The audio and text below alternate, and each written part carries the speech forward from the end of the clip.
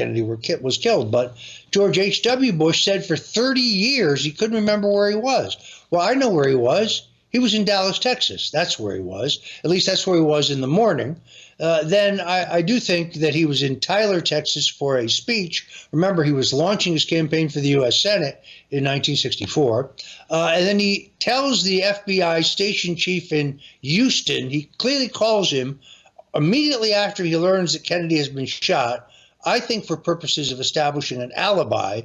But he tells him that he is returning to Houston that night, but he doesn't return to Houston. He returns to Dallas and then only returns to Houston the following morning.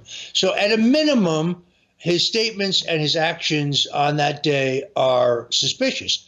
I've always wondered about the fact that there are 4 presidents in Dallas that day: Kennedy, Johnson, Richard Nixon, former vice president who's in Dallas to give a speech to a Pepsi-Cola bottlers convention, and of course, George H.W. Bush, who doesn't seem to remember that he was there.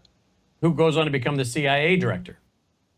Yes, but that is much later. I do think this is one of the mistakes that his critics make of saying that he covered this up. He becomes CIA director much later, 1976, and it really is a way that Don Rumsfeld, Gerald Ford's chief of staff, gets Bush out of the way of a potential vice presidential nomination